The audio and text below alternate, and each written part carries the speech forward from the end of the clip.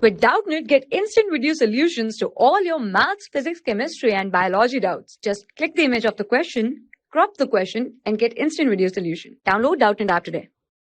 Our question is, which member of group 13 does not exhibit the group valency in its compounds?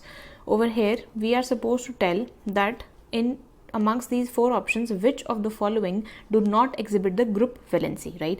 And these are our group 13 elements, right? So what is group 13? Group 13 is our boron family, and we're gonna write the members one by one. We have boron, right? We have aluminium, we have gallium, we have indium, and then we have thallium.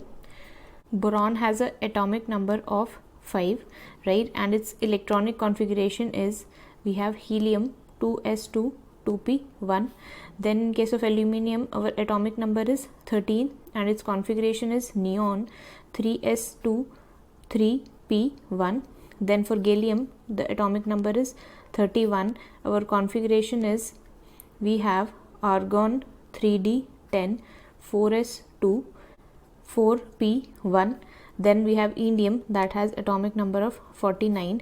We have krypton 4d10 5s2 and 5p1. Then we have thallium, we have atomic number of 81 and our configuration is xenon 4f14 5d10 6s2 and 6p1, right?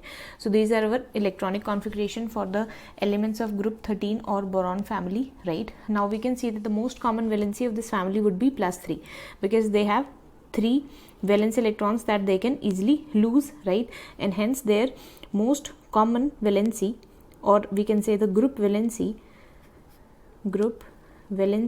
is +3, right? But over here, as we move from up to down, as we move down the group, the stability of the +3 ion decreases, right? The stability of the +3 ion decreases, and the reason behind this is inert pair effect.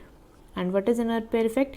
Inert pair effect is the reluctance of outermost s electrons to participate in bonding, right? And the reason behind this reluctance is the poor shielding by d and f orbital electrons. The reason behind our inert pair effect is the poor shielding by d and f orbital electrons, right? So as a result, the s electrons become inert, right? As a result, s electrons become inert and hence show reluctance towards bonding. So we can say that the stable oxidation state towards the end of the group would be the one that would be 2 less than the most common oxidation state, right? This is our most common oxidation state, or our group valency.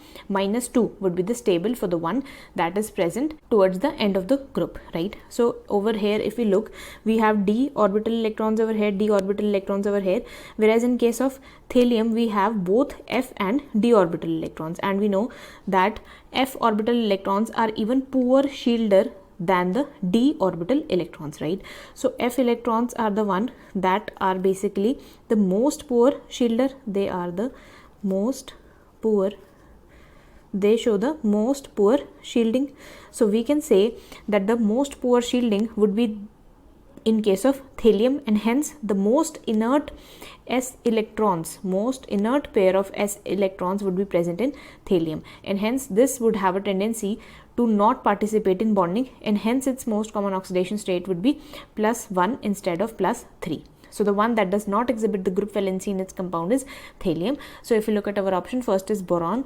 Boron is not correct, aluminium is not correct, gallium is not correct, thallium is correct. So our answer to this question is option number 4, that is thallium. For class 6 to 12, IIT JEE and NEET level. Trusted by more than 5 crore students. Download Doubtnut app today.